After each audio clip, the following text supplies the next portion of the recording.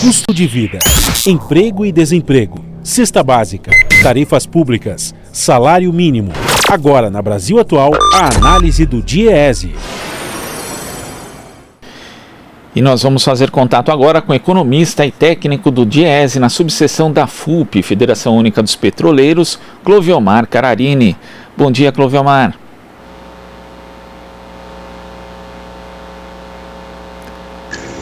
Bom dia, Glauco, tudo bom?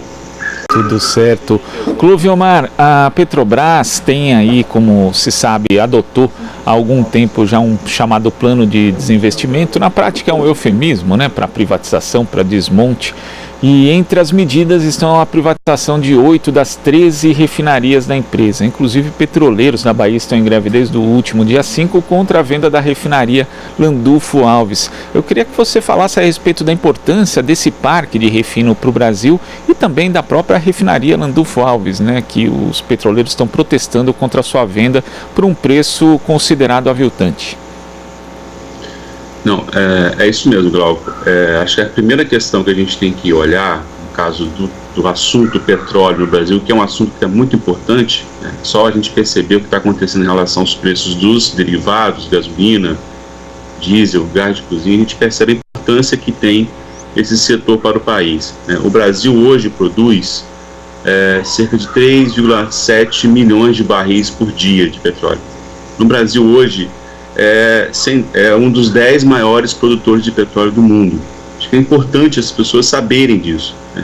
A gente não consegue ver essa produção de petróleo porque ela acontece em alto mar. Então a gente não tem muito, não é uma fábrica que a gente passa e vê, né, essa produção. Mas o Brasil é hoje o 10º maior produtor de petróleo do mundo. A segunda informação importante é que o Brasil tem um parque de refino, ou seja, suas refinarias estão espalhadas por todo o país. Foi um projeto criado até a partir dos anos 50, mas consolidado até os anos 70, com os governos militares, de construção de um parque de refino espalhado por todas as capitais, as grandes capitais, né, e regiões do Brasil. Então a gente tem refinaria do Rio Grande do Sul até o Amazonas. E essas refinarias têm uma capacidade de refinar 2,4 milhões, ou seja, o Brasil produz 3,7 milhões por dia de petróleo e pode refinar 2,4 milhões de barris por dia.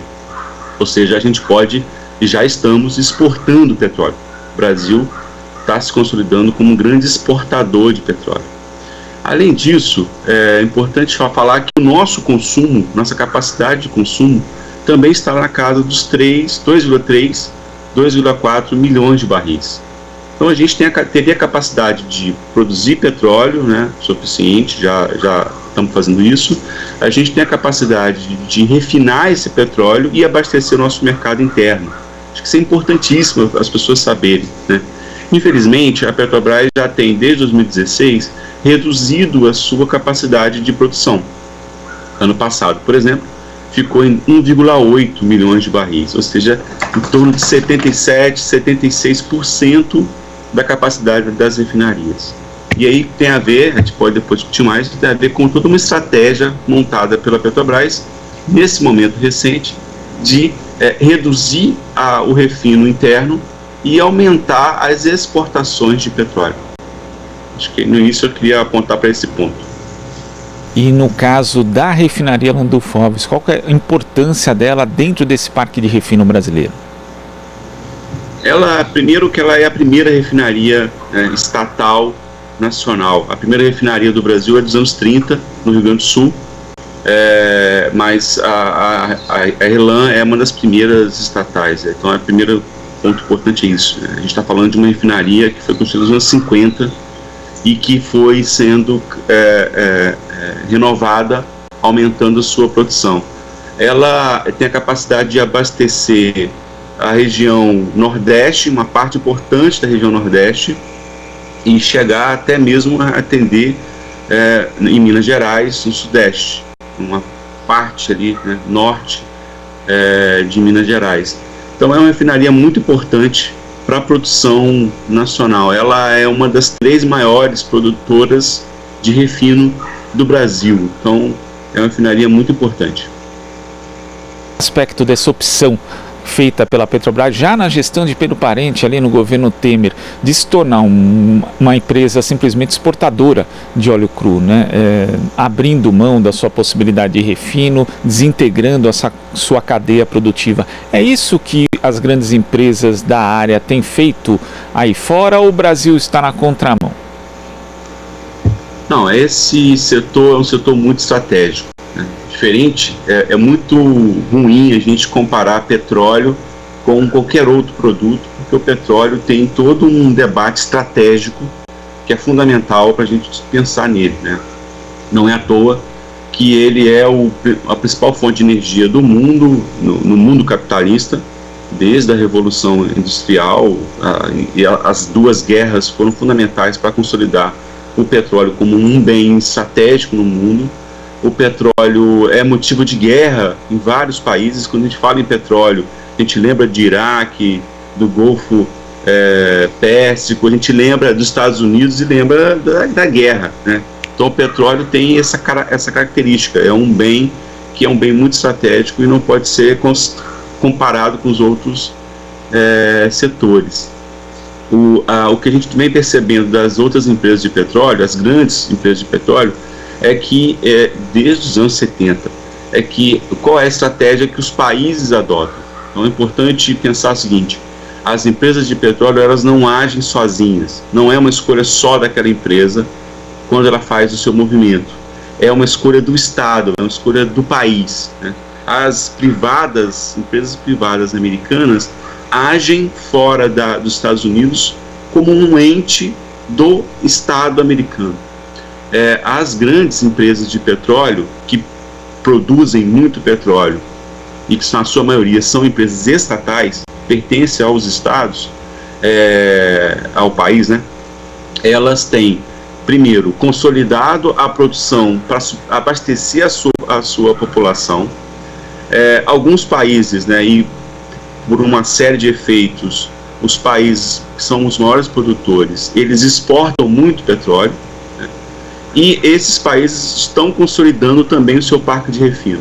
O que a gente vem percebendo é que não é só uma estratégia empresarial de você produzir e refinar, mas sim uma estratégia de um país em você ter a capacidade de abastecer a população com os seus derivados, né? Então, o mundo, as empresas vêm adotando isso. Diferente do Brasil, o Brasil está na contramão nesse momento do que o mundo vem fazendo, o mundo que produz petróleo, né?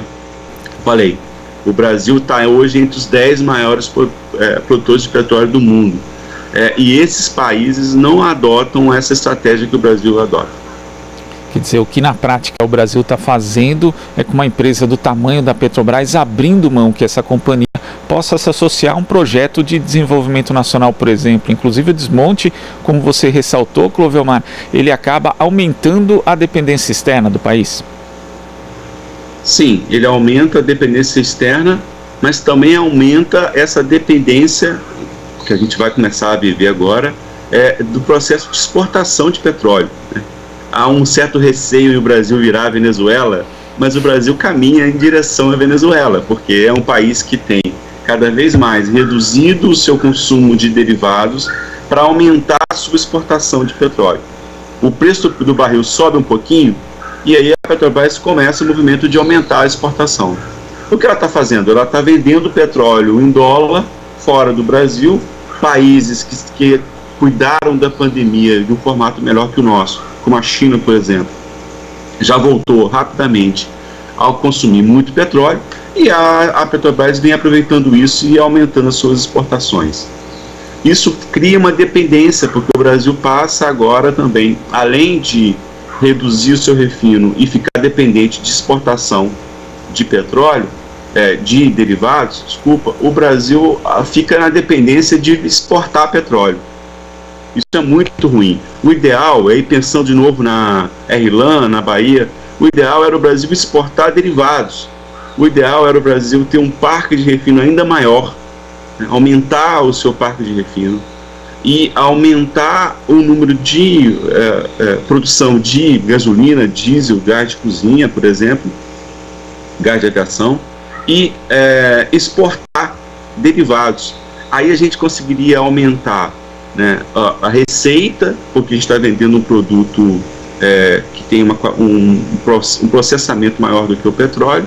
A gente geraria empregos no Brasil, empregos de qualidade, geraria renda, ou seja, a escolha estratégica que o Estado brasileiro deveria fazer nesse momento era aumentar o seu parque de refino e aumentar o volume de derivados de exportação.